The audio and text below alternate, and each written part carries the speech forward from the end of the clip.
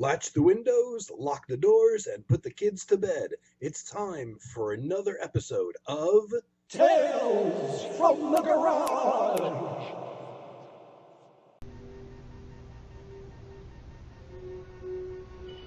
Hey guys, I'm back with my much threatened next video. I was talking about doing a video showing a handful of box sets, and so I thought I would do that. I only pulled out like 5 box sets, so I'll talk just a very little about them,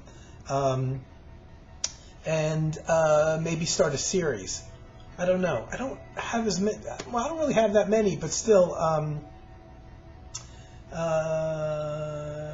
Just decided to start the ball rolling. To do a little cross section. I have so many Miles Davis box sets. I thought I would just show one this time, and then if I do another box set, I'll show another batch. But let's start with, for no real reason, something that I thought was a box set that isn't. I bought this. It's a live album of Klaus Doldinger's Passport on Stage, 2008. Live CD release. It's a 2 CD set. I thought this was, well, you know, I guess when I bought it online, you know, I saw a limited deluxe version, so I thought it was, you know, an extra CD or something like that.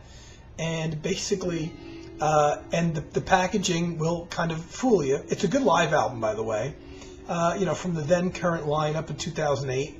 And if you go back to, they had a lot. They've done lots of live albums over the years. I think the first one was around 1980, called Lifelike, and you could hear that it's a bit rough. So, you know, the technology for live recordings has really improved as the years progressed. And they had another one that was, I want to say, was it 1988 or 1990? They did another single disc live album that was really good. You know, very good, high quality sound. Sounded essentially like it could have been a studio release. And the same for this. You know, they just got to the point of recording technology for live concerts. Just got really good. So, you know, and this is, again, you know, a typical Passport kind of live presentation. Them doing a lot of the best known tracks over the years on the one disc, and then the second disc is also live, but it's Passport on stage with the WDR Big Band, which is, I don't know, are they German or European? The WDR Big Band has done a ton of recordings with jazz artists. So if you're familiar, they did one with Joe Zawinul not long before he passed away, which was really interesting to hear the Zawinul pieces done with the big band. And I'm pretty sure it was the WDR Big Band that did a live album with Azimuth, but they didn't call it Azimuth by name. But it was John Taylor, Norma Winstone, and Kenny Wheeler. And pretty sure it was a WDR Big Band. As a matter of fact, I think they did two albums with a big band. Neither one they called Azimuth, but that's basically what it was. So if you're familiar with jazz at all, European jazz, you've probably come across the WDR Big Band. So this is nice. You got one that's just Passport, one CD that's just Passport Live, and then another one that's a WDR Big Band. But the only deluxe thing, and that's on the standard release too, a 2 CD set.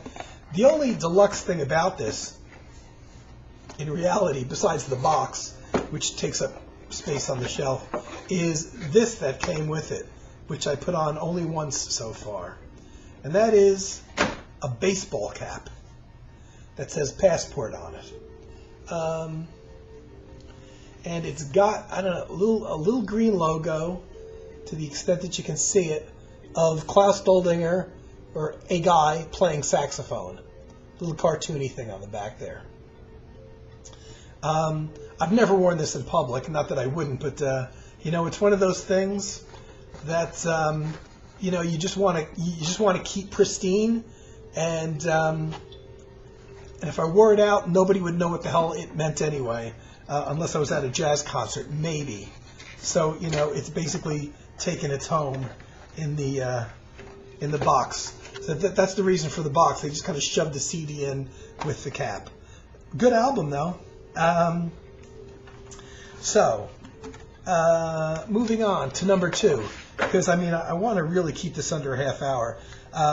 By the way, I'm not playing any samples of the music because I have a pretty good feel for copyright stuff, and I think between the 5 discs that I'm going to show, I would definitely get flagged for copyright stuff, and they would more than likely just erase the audio portion, so you would just get to see me gyrating and putting my hands up but not hearing anything. So I'm not even attempting to play any of the music, even though I might get away with the next one.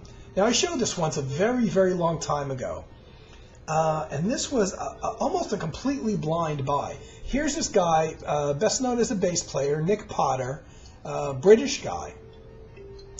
I had seen a couple online interviews with Nick. I was totally unfamiliar with his music as a solo artist. He was on and off, at times, the bass player for Van de Graaff Generator. But I knew this music wasn't like Van de Graaff Generator because, which is basically vocal prog rock. If it were, I wouldn't have bought it. So I knew it was all instrumental. I guess I had read an interview with him or something just before this box set came out. And all of his solo albums, which I was pretty unaware of, had been out of print. And when this box came out, somebody had bought the rights to it. I guess the Zomart Records had bought the rights to his, almost his entire, there may be a later disc or two that was released that isn't in the box set. But this is fairly inclusive of most of his solo career. Like I said, all instrumental, all different musicians on it. Some of it's a bit rockish at times. The ones that I like better are, he's got a couple that are almost completely synthesizer keyboard oriented, which are, albums that are obviously up my path much more, where he's playing the keyboards. There's not much in here that would really even make you think he's necessarily a bass player, because he's doing a lot of, he composed pretty much all the pieces, I guess. There might be a couple collaborations. But the ones I like best are, there's a couple things that definitely veer into, I wouldn't call it fusion, instrumental prog-ish rock at times. And then a few things that are definitely quieter, more low-key. Not particularly mellow new age, but synthesizer-oriented kind of instrumental music.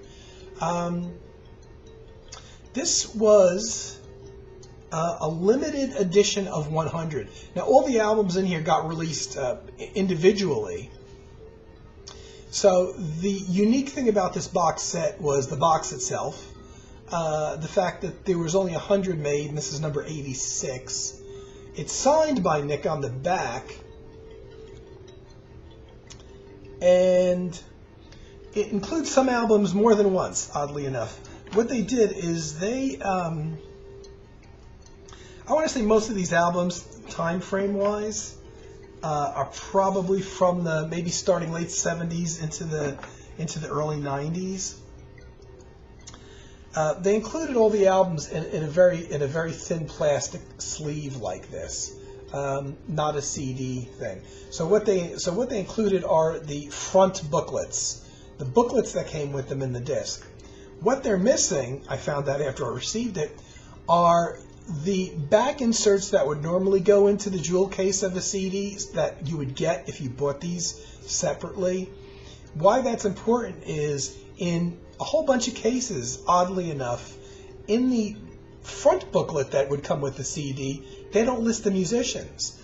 I'm assuming it was on the back of the CD insert, which they didn't include. So, I have to actually go online to see. It's very frustrating because, I kind of paid a lot of money for the box set. But here's what's in the box set anyway. Album called Dream World. New Europe Rainbow Colors. This is one of the longer synthesizer things. And again, all these are just, in the clear plastic sleeves with the front insert, jewel case insert. This is a live album, definitely a bootleg, like cassette quality live album, called the Blue Zone Party from 1991. It was, I guess, like a release party where a bunch of musicians played the material live from the Blue Zone album, but it sounds like it was recorded on cassette. It's definitely like bootleg quality. And here's the actual Blue Zone album itself. A compilation album, which isn't really needed because all the pieces on here are taken off of the albums that are included, but I guess they included it to be fairly complete. An album called Self-Contained.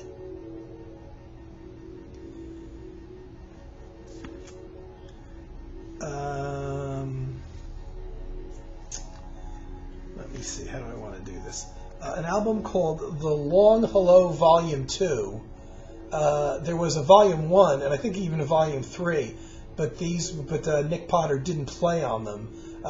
It's Nick Potter and Guy Evans. And I think it was basically Guy Evans was the main collaborator that carried on the name of The Long Hello. So I think Guy Evans is on the other Long Hello albums, not Nick Potter. And Guy Evans plays drums and percussion, bamboo flutes, some synthesizers, and Nick Potter plays bass, keyboards, and guitars. Couple guests on here.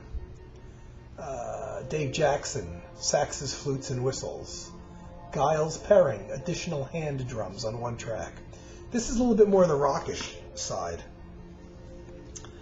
And then two individual albums, kind of short albums, one called Mountain Music, one called Sketches in Sound, and then I guess for the sake of completeness, because they released them together, a CD combining those same two albums, Mountain Music and Sketches in Sound. They're both short enough to fit onto one CD, and I guess at some point they had reissued those two albums as a single disc, and so they included it here, but it's literally the same as the two separate discs.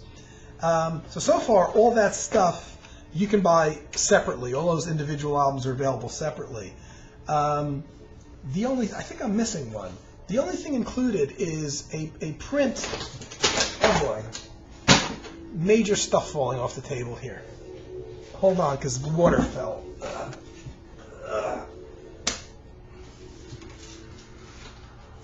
Am I going to edit that out? No.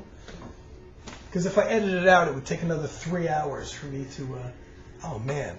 I just destroyed my Bill Evans record. Wow. I did a number on the cover. I kept this cover in pristine condition until just now when it fell off, and it tore the whole top here just by hitting the floor. Wow. That's upsetting because I've had this in pristine condition for something like 30 years. Damn. Oh well. It's not like the music's exactly rare anyway, but it pisses me off. And the cover bent too, just from falling down. That's what, 3 feet to the floor? So anyway, back to Nick Potter. What are you going to do?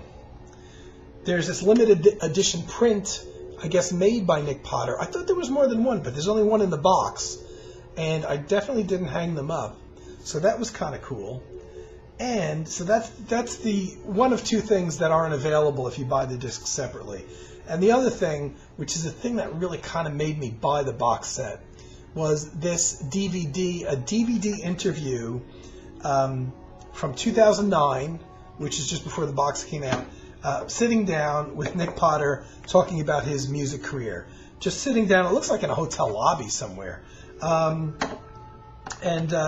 guy who I've seen before, who's kind of like a British progressive rock journalist, I guess you'd call him, interviewing Nick Potter about his career.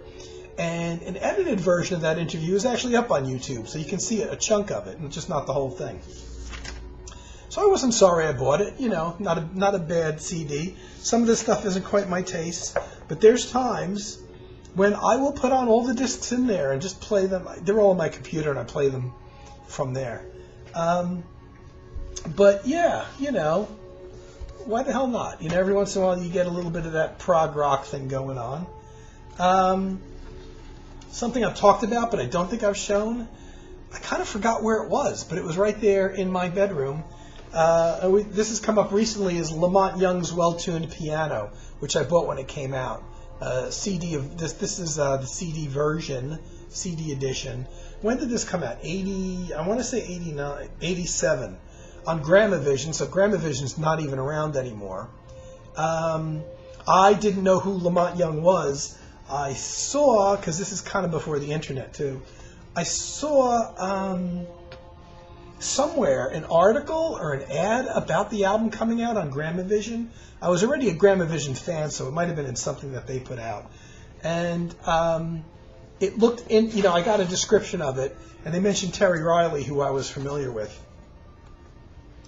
So 5 or 6 CDs, I forget. Each one's an hour. So it's a marathon performance that was given in one day.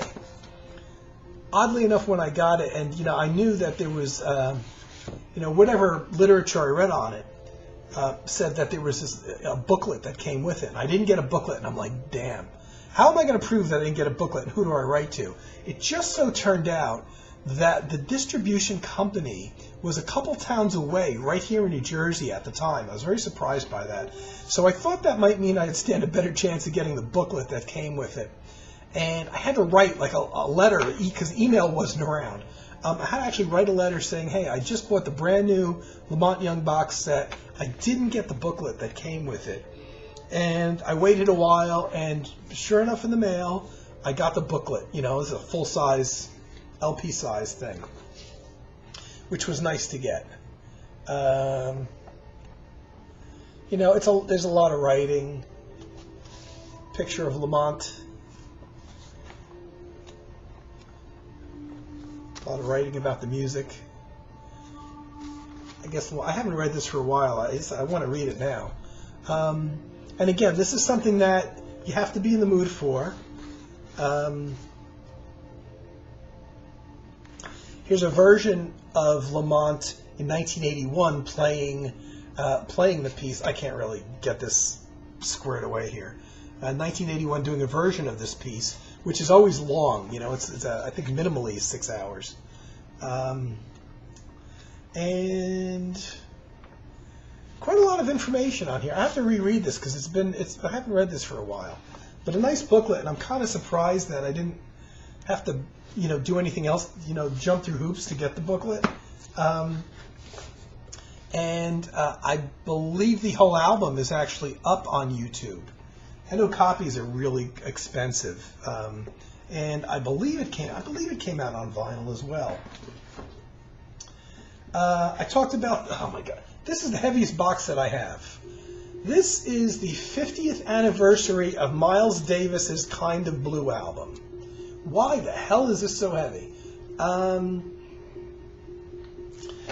not going to pull out the discs. Hopefully you can see that picture of what's in here. There's discs, there's a hardcover book, there's a vinyl that I don't need. I already have a vinyl copy of it.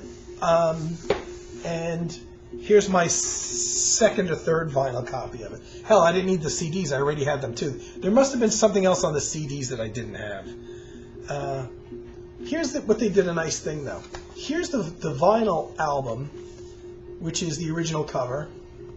Not the original back cover though, which you may have seen in my last video. Inside this section, they house the album, and inside this section, now good idea, they house the CDs. And a DVD called Celebrating the Masterpiece Kind of Blue.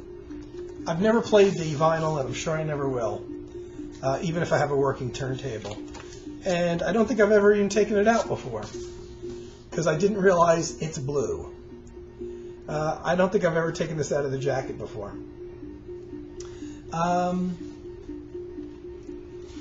It's thick. It must be 180 gram. I don't know. I'm not going to play it.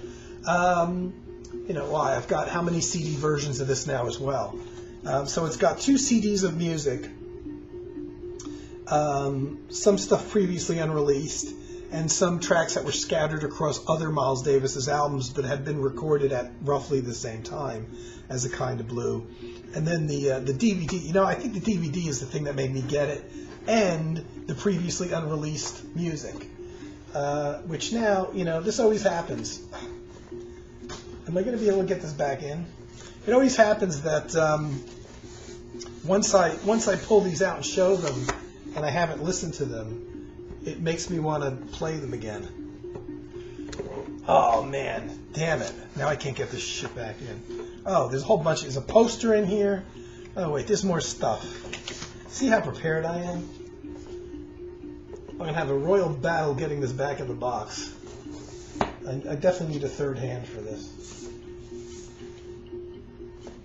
Okay, semi back in the box. Let's see what else. A big ass collector's edition poster, which opens up even further. There's a few Miles Davises in the room apparently at the time, and a whole bunch of ephemera in a wrapped in a package. Photographs. Gee, I haven't taken these out in a while. I didn't even get them all. I left some back in the book. John Coltrane plays on the record, so there's I'm pretty sure this is still out there. There's Miles. That would be Paul Chambers on bass and Bill Evans on piano with Miles. Coltrane, Cannonball Adderley, and Miles.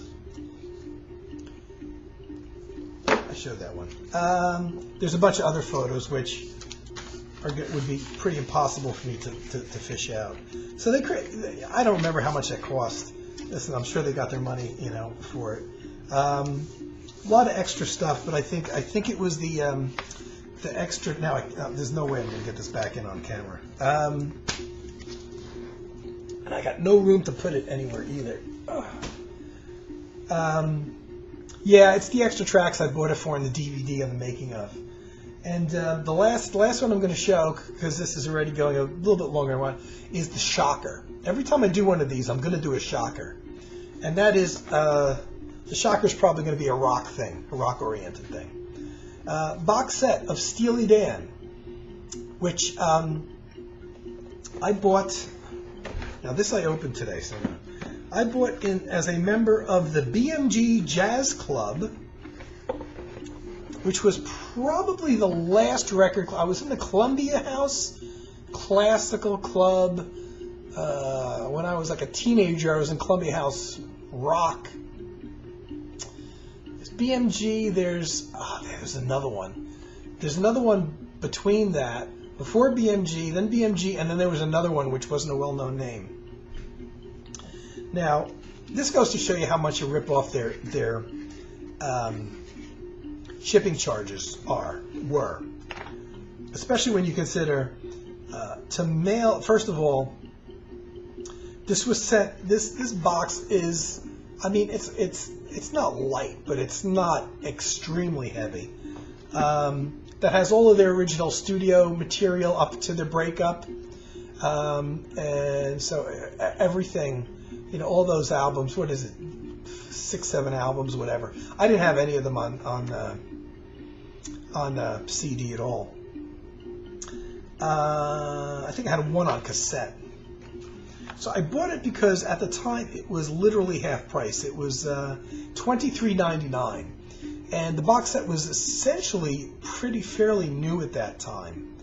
And I was looking at this before, because I bought it 2003, so that goes back quite a ways. But the killer was, I ended up spending another $10.20 for shipping and sales tax. Now the sales tax was only $1.44. The shipping and handling was $8.76. You got to think of what the postage rates were in 2003. They're less than half of what they are now. And this was shipped media mail. This probably took a month to get.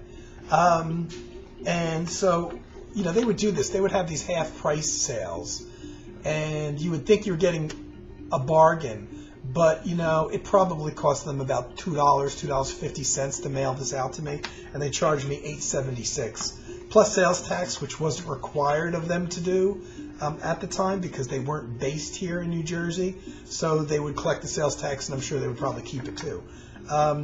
So that was always the thing to be leery of in these record clubs.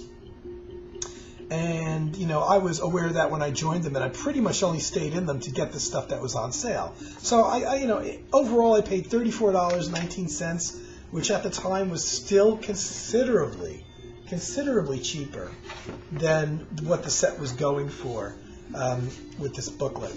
But, the funny thing is when I got it in 2003, I may have played 2 of the albums once each. I don't even think that much. I might have put Asia on, and I might have put one of the early albums on, and that was no. I did have the Gaucho album on LP on vinyl, which I still have, I think. But the funny thing is I put it up. I listened to maybe 2 of the albums in there. How many albums does it include? Oh, I don't know, because there's 4 discs, but there's probably 7 or 8 albums on here. And a handful of like 4 or 5 previously unreleased rare tracks. Never really listened to it until Walter Becker died. So when did Walter Becker die? A year or 2 ago? It made me pull out and listen to them. And you know what? I listened to them a whole bunch of times. And to the point that I, recognized and memorized songs. I listened to all of the albums. And actually copied them onto MP3 and put them all on one disc to play in my car, which I did back then for a while. It's like whenever it was that Walter Becker died. Was that 2 years ago? Was it a year ago? And it was really the first time of me hearing 90% of the songs. Like I said, I had the Gaucho album, which I wasn't crazy about. I had heard most of Asia. I probably had it on a cassette. And a few things from the early days, which I actually prefer their early albums. Strangely enough, even though their later albums had a bit more jazz content to them, I actually prefer their early albums, even now, which are a bit more rockish, but they sound like a band, rather than one or 2 guys, and a lot of times just Donald Fagen and a million studio guys. And I don't know, some of their later jazzy stuff just doesn't. It's too clinical and clean, and there's no live vibe to it. But it's funny. I found myself getting into it. And I don't listen to vocal music. So back, when Walter Becker passed, I really started listening to a whole bunch of it and, picking out little things that I liked, like the chord changes and the melodies and stuff like that. Mostly the early albums. I rate all of the early albums as better than the later albums, as a matter of fact. The later you get, the lower you get in my ranking, anyway, of the quality of them. So that's my shocker. That's my shocker for the Steely Dan box set. And I'll do a shocker every time I show a box set. I'll pull out something that you probably don't think I have or would listen to. But I'm only going to show the ones I actually did listen to. I got a few box sets that didn't really get played at all. Okay, so I've gone on for about a half hour already. It's longer than I intended. And it's hot, it got, we hit the 80s for a while, which felt cool compared to the mid-90s, but now we're kind of back into the 90s, and even out here it's kind of, it's hot. I'm starting to sweat, and, man, am I upset. This Bill Evans got smashed, got ruined. Just from falling, like the 3 feet. Of course, it hit a concrete garage floor. It sawed off the top of that, bent both of the corners. I shouldn't have left them out here, but I've left them out. Sorry, Bill. The records inside are fine, and honestly, I probably have. I don't have these albums on CD yet, but I wouldn't listen to the records because my turntable is very noisy, even when it works anyway. So it kind of ruins music. All right, guys. I'll be back soon. Maybe I'll do another box set. Maybe just a random vinyl poll. And if I have anything interesting to talk about, I'll do that as well. Thanks for watching. See you soon. Tune in next time for more Tales from the Garage.